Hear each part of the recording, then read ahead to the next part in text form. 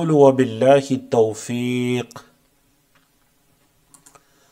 الحمد للہ الملک الجبار الواحد القہار واشہد ان لا الہ الا اللہ وحدہ لا شریک لہ رب السماوات والارض وما بینہما العزیز الغفار وصلی اللہ علی النبی المصطفى المختار وعلى آلہ وصحبہ الاخیار اما بعد رب اشرح لی صدری ویسر لی امری واحلل عقدۃ من لسانی یفقہوا قولی اللہم انفعنا بما علمتنا وعلمنا ما ينفعنا وزدنا علما۔ اللہ رب العزت کی توفیق سے ہماری کتاب عمدۃ الاحکام کی شرح کے اندر آج ہم اللہ کے رسول صلی اللہ علیہ وسلم کی احادیث میں سے حدیث نمبر 198 کو پڑھنے جا رہے ہیں، اور کتاب الصیام روزوں کے احکام و مسائل چل رہے ہیں، اور آج الحمدللہ ہماری کتاب الصیام مکمل ہوگی۔ تو آنے والے ہفتے سے ہم اگلی کتاب شروع کریں گے انشاءاللہ۔ کتاب الصیام کے بعد ترتیب کے اعتبار سے کتاب الحج ہے، جو کافی طویل ہے۔ تو ٹیم کے ساتھ جب مشورہ کیا تو یہ مشورہ سامنے آیا کہ اگر ہم ان 1-2 مہینوں میں کتاب الحج کو پڑھانے سے رک جاتے ہیں، اور رمضان میں جیسا کہ آپ کے علم ہے کہ ہمارا دورہ قرآن ہوتا ہے، تو رمضان کے بعد انشاءاللہ اپریل کے اندر اگر ہم کتاب الحج کو پڑھاتے ہیں تو ان دنوں میں چونکہ حاجی حج کی تیاری پر ہوتے ہیں، نام بھی فائنلائز ہو چکے ہوتے ہیں، تو ان دنوں کے اندر اگر آپ کتاب الحج تفصیل سے پڑھائیں تو حاجیوں کا بھی فائدہ ہو جائے گا۔ تو پھر اسی چیز پر اتفاق ہوا کہ انشاءاللہ کتاب الحج ہم ان دنوں کے اندر پڑھائیں گے۔ تو پھر کتاب الصیام کے بعد حج سے اگلی جو کتاب ہے وہ ہے کتاب البیوع، خرید و فروخت کے جو معاملات ہیں، لین دین کے معاملات، مختلف طرح کے تجارتی معاملات، انشاءاللہ وہ سارے زیر بحث آئیں گے اللہ کی توفیق سے۔ تو آج کتاب الصیام کو ہم مکمل کرتے ہیں۔ پچھلے ہفتے میں جو مسئلہ چل رہا تھا وہ تھا کہ آپ صلی اللہ علیہ وسلم نے سال کے اندر 2 دن ایسے ہیں جن میں روزہ رکھنے سے منع فرمایا۔ وہ 2 دن کون سے ہیں جی؟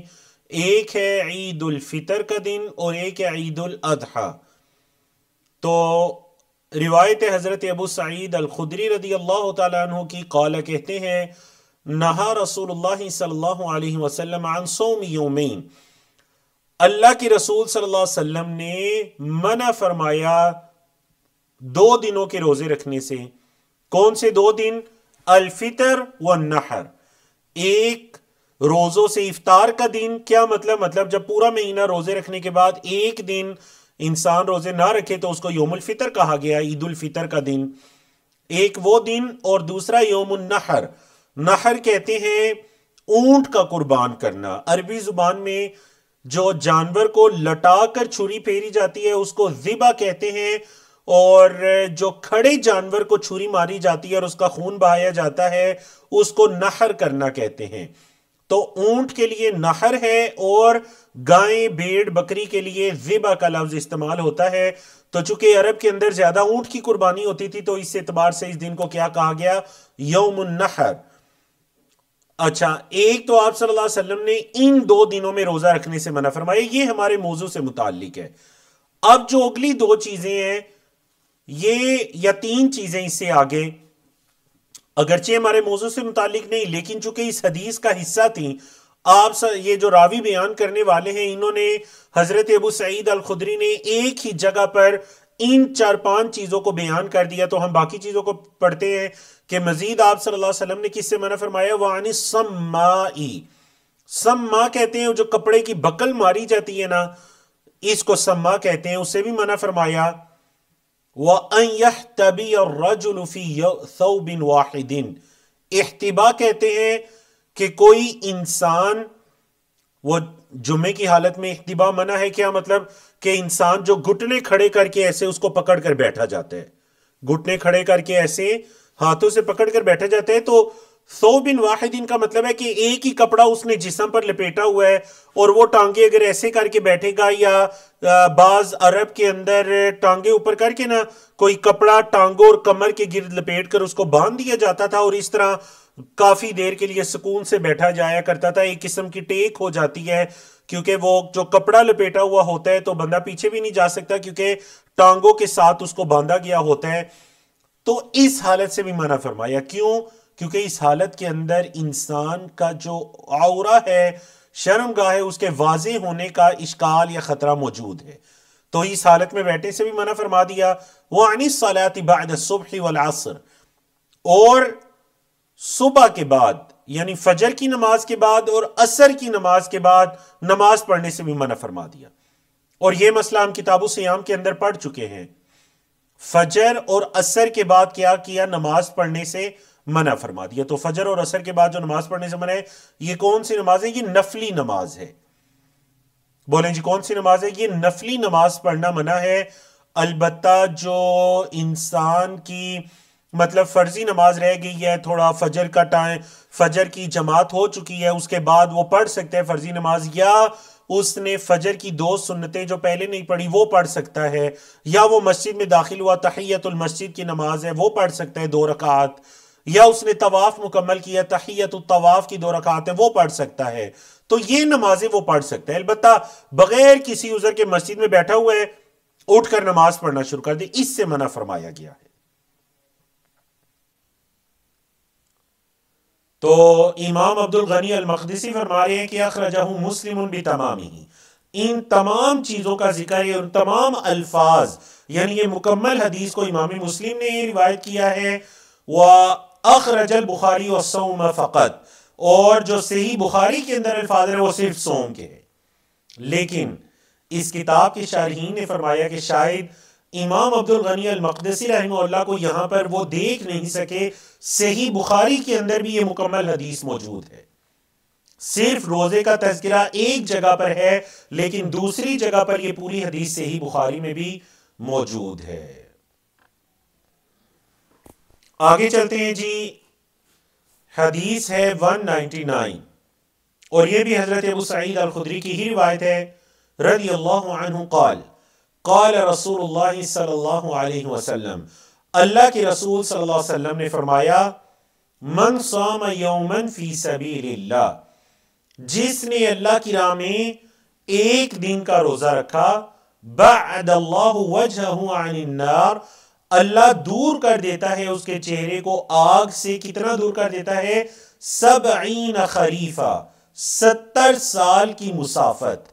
خریف کہتے ہیں 1 سال کی مسافت کو، مطلب اگر کوئی چلنا شروع کر دے تو وہ جو جتنی 1 سال کے اندر وہ جتنا فاصلہ طے کرے گا نا، اس کو خریف کہیں گے. اللہ اکبر. اور عربی زبان میں موسم کے لیے بھی استعمال ہوتا ہے خریف. تو جو اللہ کی راہ میں ایک دن کا روزہ رکھے، اس کا بدلہ کیا ہے کہ اللہ رب العزت 70 سال کی مسافت جتنی دوری کر دیتا ہے اس کے اور آگ کے درمیان، اس کے چہرے اور آگ کے درمیان. اب یہاں پر دیکھیے، اس سے یہ پتا چلتا ہے فی سبیل اللہ سے مراد کیا مراد ہے جی؟ فی سبیل اللہ سے، فی سبیل اللہ سے مراد یہاں جہاد ہے، یعنی وہ مجاہد ہے، اللہ کے نام میں جہاد کرے اور روزے کی حالت میں ہے. لیکن فقہاء کرام نے لکھا اس حدیث کی شرح میں کہ اگر وہ یہ سمجھتا ہے کہ روزہ رکھنے کی وجہ سے اس کے اللہ کی راہ میں لڑنے پر اثر آئے گا، جسم کمزور ہو جائے گا، لاغر ہو جائے گا، اچھی طرح سے لڑ نہیں سکے گا، کمزور پڑ جائے گا، تو اس کو چاہیے روزہ نہ رکھے. اعلاء کلمت اللہ، کیونکہ ابھی وہ جس فریضے کے اندر ہے یہ زیادہ اہم ہے، اور روزے کا کفارہ وہ باقی دنوں کے اندر دے سکتا ہے. روزے کی قضا وہ دے سکتا ہے، جتنے روزے چھوٹے ہوں گے وہ باقی دنوں میں رکھ رہے. لیکن اگر جہاد کے دوران وہ روزہ رکھ سکتا ہے، اس کی استطاعت ہے، طاقت ہے، اور دیکھیے جہاد کے اندر جسمانی قوت سے زیادہ ایمانی قوت کی ضرورت ہوتی ہے.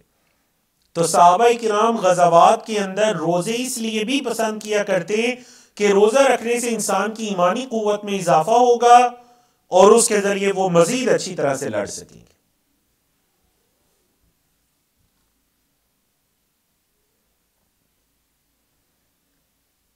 چلیے جی، حدیث نمبر 200 پڑھتے ہیں. اور ماشاءاللہ آج آپ کی یہ کتاب جو تقریباً 400 کچھ احادیث پر مشتمل ہے، 408-10 احادیث، آج الحمدللہ وہ کتاب تقریباً آپ کی آدھی ہونی جا رہی ہے۔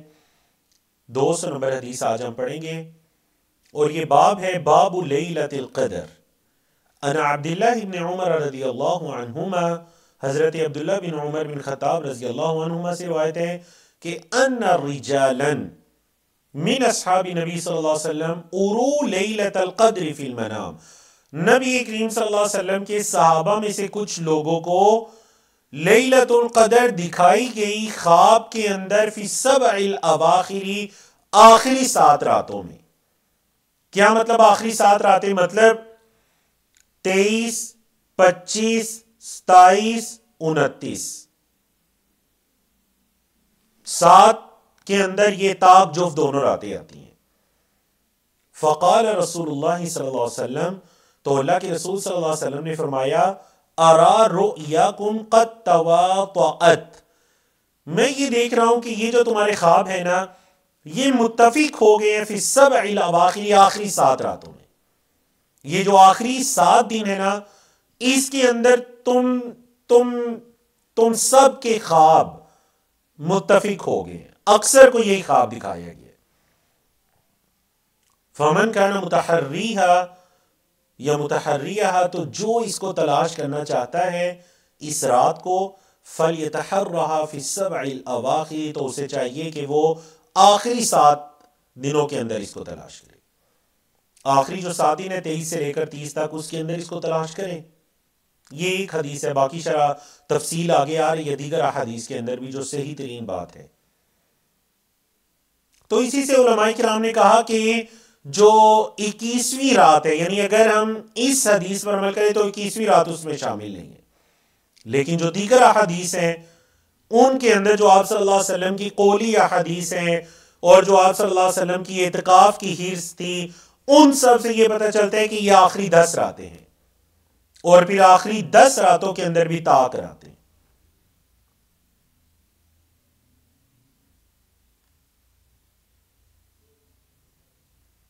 لیلۃ القدر کو لیلۃ القدر کیوں کہا گیا؟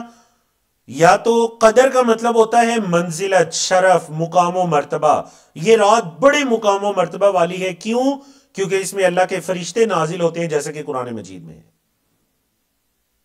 اِنَّا أَنزَلْنَاهُ فِي لَيْلَةِ الْقَدْرِ وَمَا أَدْرَاكَ مَا لَيْلَةُ الْقَدْرِ، لیلۃ القدر خیر من الف شہر، 1000 مہینوں کے برابر نہیں بلکہ 1000 مہینوں سے بہتر رات ہے، خیر۔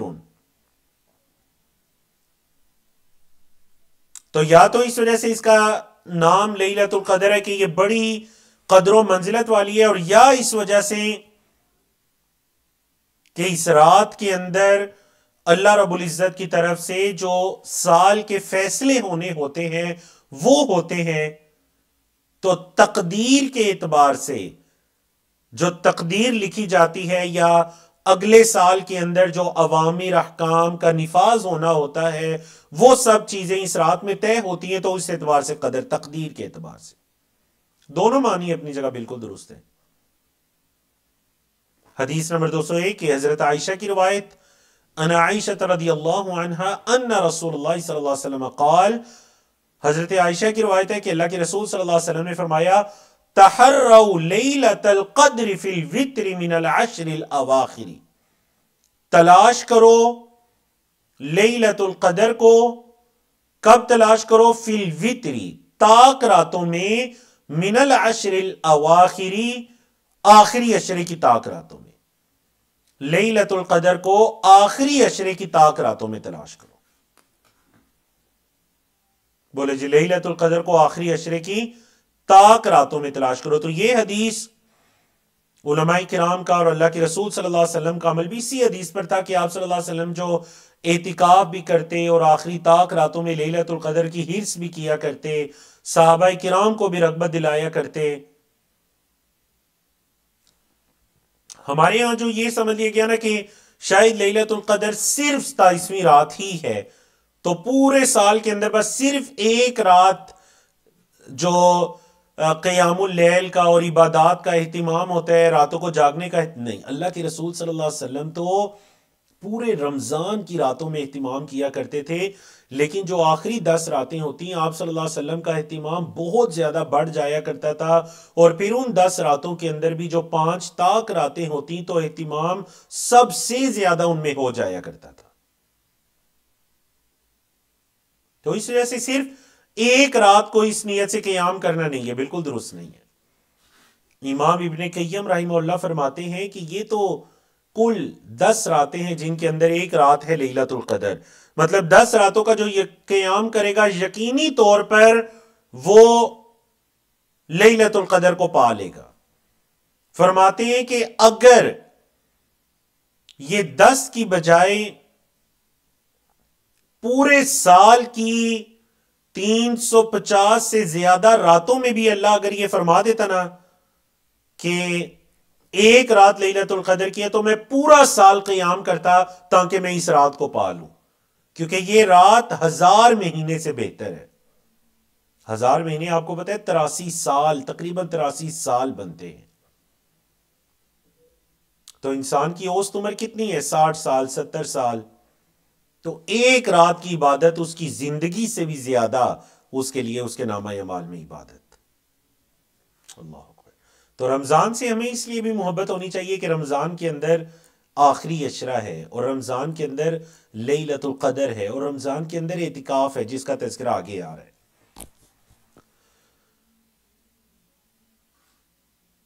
یہ یہاں سے باب الاعتکاف شروع ہو رہے ہیں۔ عن ابی سعید الخدری رضی اللہ عنہ، یہ بھی حضرت ابو سعید الخدری کی روایت ہے، ان رسول اللہ صلی اللہ علیہ وسلم كان يعتقف في العشر الاوسط من رمضان، اللہ کے رسول صلی اللہ علیہ وسلم رمضان کے درمیانی عشرے میں اعتکاف کیا کرتے۔ فاعتکف عاما، اللہ کے رسول صلی اللہ علیہ وسلم نے ایک سال اعتکاف کیا، حتی یہاں تک کہ اذا كانت لیلۃ 21، یہاں تک کہ جب 21ویں رات آئی، وہی اللیلۃ التي یخرج من صبیحتها من اعتکافہ، اور یہ وہ رات ہے جس رات آپ صلی اللہ علیہ وسلم اپنے اعتکاف سے نکلا کرتے۔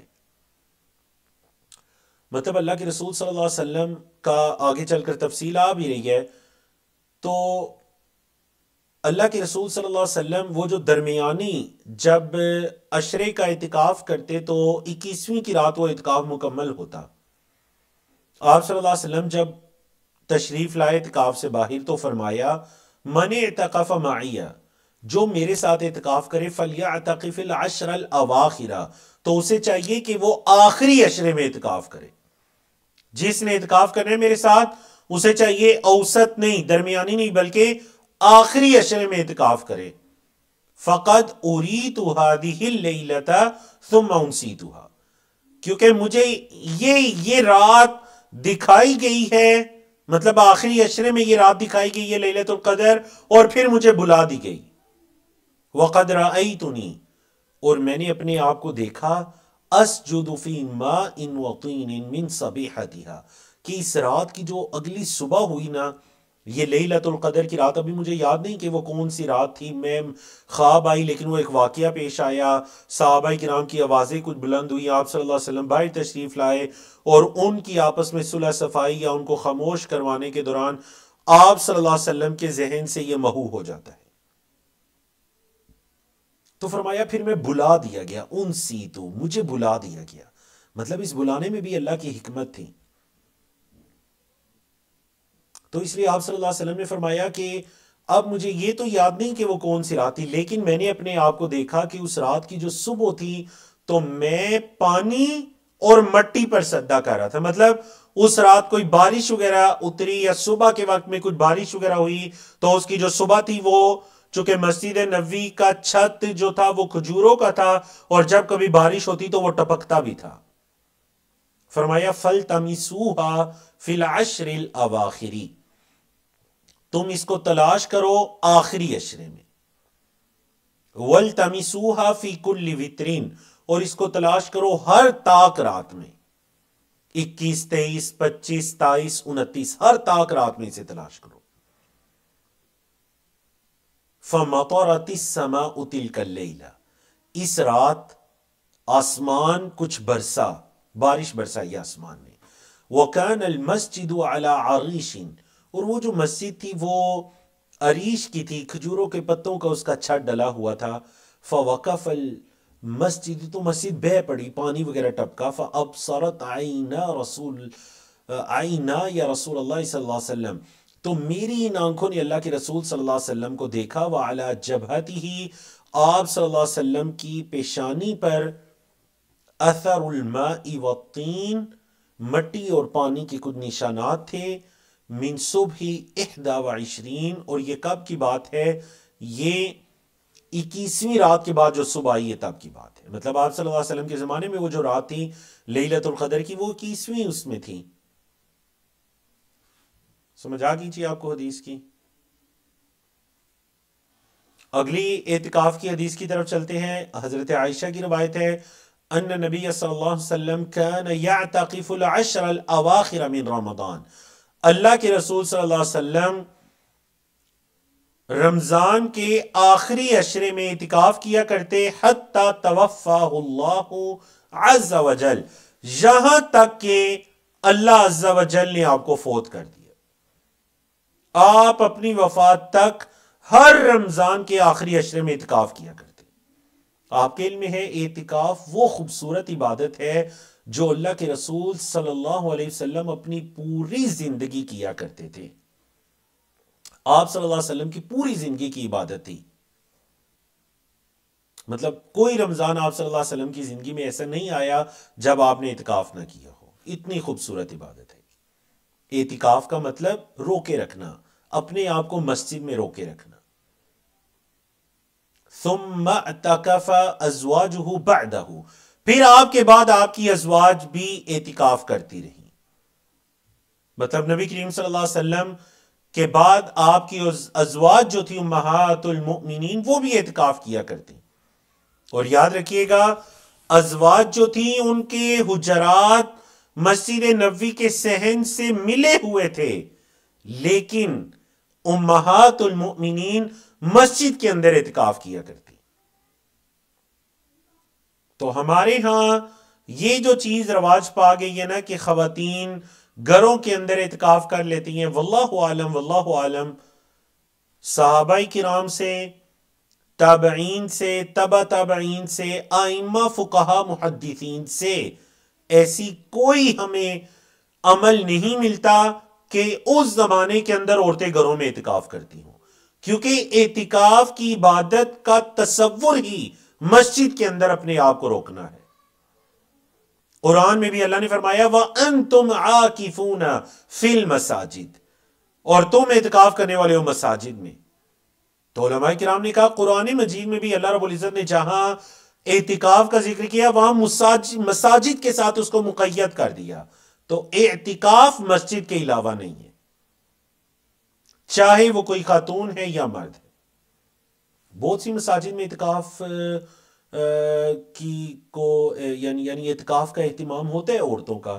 اور اگر کسی شہر کے اندر، کسی علاقے کے اندر عورتیں یہ کہتی ہیں کہ ہمارے علاقے میں تو مسجد کے اندر عورتوں کا اعتکاف، تو کوشش کریں کہ جو خواتین کا حال ہوتا ہے مساجد کے اندر وہاں پر عورتوں کے لیے اہتمام ہو. اور اگر نہیں ہوتا تو انشاءاللہ آپ کا عذر ہے، اللہ آپ سے اس بارے میں نہیں پوچھے گا کہ آپ نے اعتکاف کیوں نہیں کیا. اور جو آپ کا شوق ہے، رغبت ہے، اللہ اس پر آپ کو اجر دے گا. لیکن یہ کہنا کہ چونکہ مسجد میں انتظام نہیں ہے تو گھر میں، واللہ عالم. اور دوسرا یہ یاد رکھیے گا کہ عورتوں کے لیے مسجد میں اعتکاف کرنے کی فقہاء کرام نے یہ شرط بھی لگائی کہ مکمل امن و امان، پردہ داری، ہر چیز کا اہتمام ہونا چاہیے. اللہ کے رسول صلی اللہ علیہ وسلم کے زمانے کے اندر یقیناً یہ تھا. بعد والوں زمان اور آج کل کے زمانوں میں الحمدللہ یہ چیز مزید زیادہ ہو چکی ہے. ٹیکنالوجی کے آنے کے بعد رستوں کی مکمل سیکیورٹی، ہر چیز. تو اس کے بعد مطلب کوئی ایسا وہ نہیں کہ جی اس دور میں ممکن تھا مساجد کے اندر اعتکاف، صحابہ کا دور تھا. آج کے دور میں عورتوں کا مسجدوں میں اعتکاف ممکن نہیں ہے. کیوں؟ آج کے دور میں تو زیادہ سیکیور ہو جانا چاہیے. الگ سے ایک منزل ہوتی ہے، دروازہ، راستہ، سب کچھ الگ سے ہوتا ہے. وفی لفظ، اور ایک حدیث کے لفظ یہ ہے کہ کان رسول اللہ صلی اللہ علیہ وسلم یعتکف فی کل رمضان، اللہ کے رسول صلی اللہ علیہ وسلم ہر رمضان میں اعتکاف کیا کرتے. فَإِذَا صَلَّى الْغَدَاةَ، اب جب مطلب رمضان اعتکاف کب شروع ہوگا؟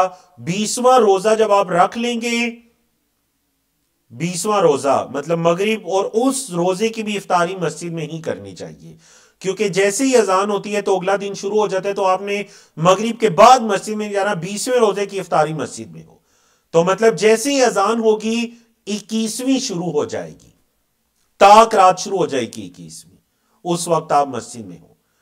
کیونکہ شریعت اسلامیہ میں پہلے رات آتی ہے پھر دن آتا ہے. اسلامی تاریخ میں، ہجری اسلامی تاریخ کے اندر پہلے رات آتی ہے اور پھر دن آتا ہے، اور دن کا اندازہ چاند سے ہوتا ہے. عیسوی کے اندر تو رات 12 سے 12 تک کا ٹائم چلتا ہے نا، لیکن ہجری تاریخ کے اندر پہلے رات ہوتی ہے اور پھر دن ہوتا ہے. مغرب کے بعد سے اگلا دن شروع ہو جاتا ہے. مطلب ہم کہہ سکتے ہیں کہ یہ ابھی کا جو وقت ہے ہمارا، یہ ہفتے کی رات ہے، ہفتہ شروع ہو چکے ہیں. تو اس اعتبار سے اگلا دن ہجری کیلنڈر میں مغرب کے بعد سے شروع ہو جاتا ہے. تو اللہ کے رسول صلی اللہ علیہ وسلم جب اس رات بیٹھتے تو پھر مسجد میں ہی عبادت کا اہتمام کرتے، اور جو خیمہ وغیرہ آپ کے لیے نصب کیا جاتا اس خیمے میں فجر کے بعد داخل ہوا کرتے تھے. جب غدات سے مراد فجر کی نماز ہے، جب فجر کی نماز پڑھ لیتے تو پھر اس جگہ پر آتے جہاں آپ نے اعتکاف کرنا ہے، رات کو عبادت کی حالت میں گزارتے. اور دوسرا یہ جس کے بارے میں چیٹ میں اشارہ بھی کیا گیا کہ خواتین مطلب اگر اعتکاف نہیں بھی کر سکتی یا ان کے ہاں مسجد کے اندر اہتمام نہیں ہوتا تو وہ گھروں کے اندر عبادت کریں، قیام اللیل کریں، تراویح پڑھیں، اور تلاوت کے اندر، تہجد کے اندر، نماز کے اندر رمضان کی راتوں کو جاگ کے گزاریں، اس سے فائدہ اٹھائیں. لیلۃ القدر انہیں گھر میں بھی مل جائے گی. اعتکاف کے بارے میں کچھ مزید مسائل ہیں. حضرت عائشہ رضی اللہ تعالیٰ عنہ کی روایت ہے انہا کانت ترجل النبی صلی اللہ علیہ وسلم، وہ نبی کریم صلی اللہ علیہ وسلم کو کنگھی کیا کرتی تھی. حضرت عائشہ نبی کریم صلی اللہ علیہ وسلم کو ترجل، کنگھی کیا کرتی تھی. وَهِيَ حَائِضٌ، اور وہ کیا تھیں جی؟ اور وہ اپنے ایام میں ہوتی. وَهُوَ مُعْتَكِفٌ فِي الْمَسْجِدِ، اور اللہ کے رسول صلی اللہ علیہ وسلم مسجد کے اندر اعتکاف کی حالت میں ہوتے. وَهِيَ فِي حُجْرَتِهَا، ام المؤمنین حضرت عائشہ چونکہ مسجد میں ان کا آنا تو جائز نہیں ہے، اس حالت میں وہ اپنے حجرہ میں ہوتی. يُنَاوِلُهَا رَأْسَهُ، اللہ کے رسول صلی اللہ علیہ وسلم مسجد سے اپنے سر کو آگے کر دیا کرتے اپنے حجرے کی طرف، اور ام المؤمنین حضرت عائشہ نبی کریم صلی اللہ علیہ وسلم کی ان ایام کے اندر بھی کنگھی وغیرہ کر لیا کرتی تھی. اللہ اکبر. یعنی اس سے ہمیں ایک تو یہ پتا چلتا ہے کہ نبی کریم صلی اللہ علیہ وسلم کا کتنا پیار بھرا تعلق تھا ام المؤمنین حضرت عائشہ کے ساتھ.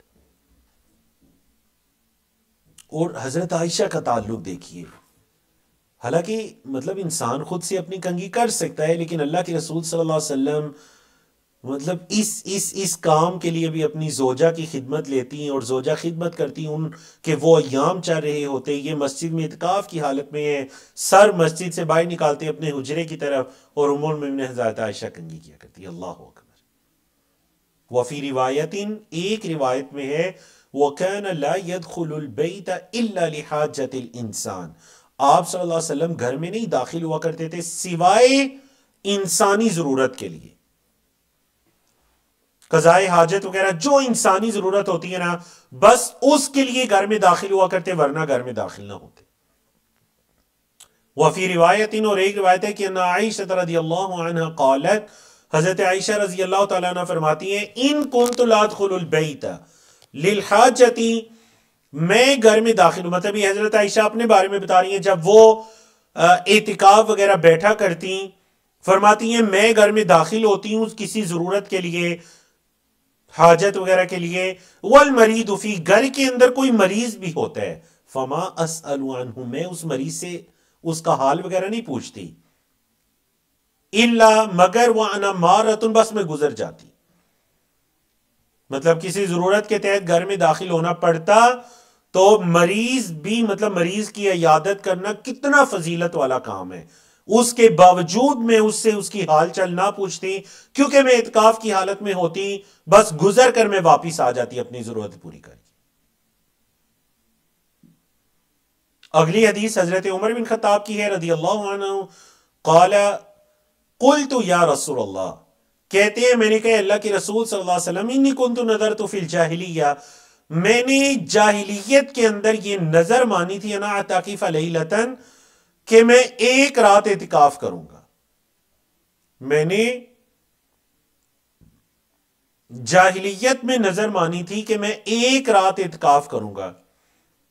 وفی روایت، اور ایک روایت ہے کہ یومن، ایک دن اعتکاف کروں گا، فی المسجد الحرام، مسجد حرام میں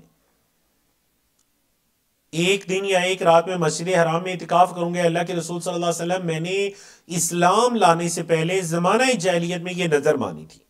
قال، تو آپ صلی اللہ علیہ وسلم نے فرمایا فَأَوْفِ بِنَذْرِكَ، اے عمر اپنی نظر کو پورا کرو۔ وَلَمْ يَذْكُرْ بَعْضُ الرُّوَاةِ، راوین کی جمع روات، بعض راویوں نے ذکر نہیں کیا یومن ولا لیلہ، یہ یوم یا لیلہ کے الفاظ ذکر نہیں کیے، بس یہی ذکر کیا کہ میں نے اعتکاف کی نظر مانی تھی جاہلیت میں، تو آپ صلی اللہ علیہ وسلم نے فرمایا پوری کرو نظر۔ نمبر ایک مسئلہ جو ثابت ہو رہا ہے وہ یہ کہ اگر انسان کوئی نظر مان لیتا ہے نا تو اس پر وہ چیز واجب ہو جاتی ہے۔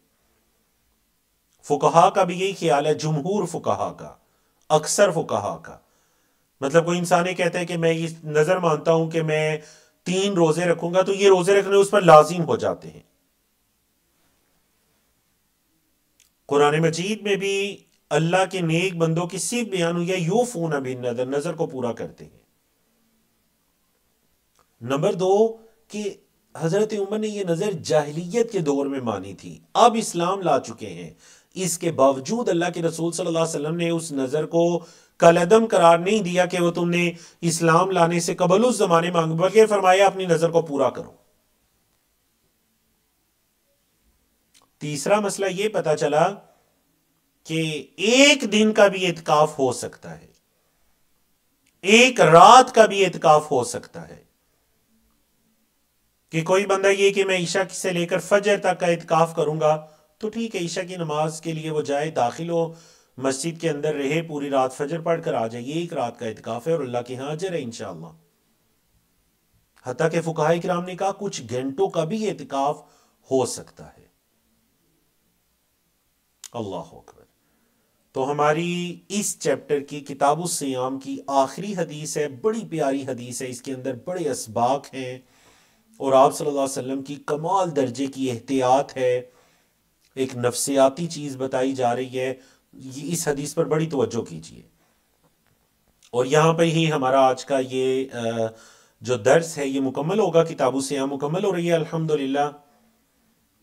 ان صفیہ بنت حیی، صفیہ بنت حیی رضی اللہ تعالیٰ عنہ کی روایت ہے، قالت کہتی ہیں کان نبی صلی اللہ علیہ وسلم معتکفا، اللہ کے رسول صلی اللہ علیہ وسلم اعتکاف کی حالت میں تھے، ام المومنین حضرت صفیہ، فَأَتَيْتُهُ أَزُورُهُ لَيْلًا، تو میں رات کے وقت میں اللہ کے رسول صلی اللہ علیہ وسلم کی زیارت کرنے کے لیے آئی، فَحَدَّثْتُهُ، میں نے آپ صلی اللہ علیہ وسلم سے کچھ بات چیت کی، ثم قمت، پھر میں اٹھی، لِأَنْقَلِبَ، تاکہ میں جاؤں، فَقَامَ مَعِي، تو اللہ کے رسول صلی اللہ علیہ وسلم بھی میرے ساتھ اٹھے، لِيَقْلِبَنِي، تاکہ وہ مجھے چھوڑ کر آئیں، وَكَانَ مَسْكَنُهَا، اور ام المومنین حضرت صفیہ کا جو گھر تھا وہ حضرت اسامہ بن زید کے گھر میں تھا، ان کا حجرہ۔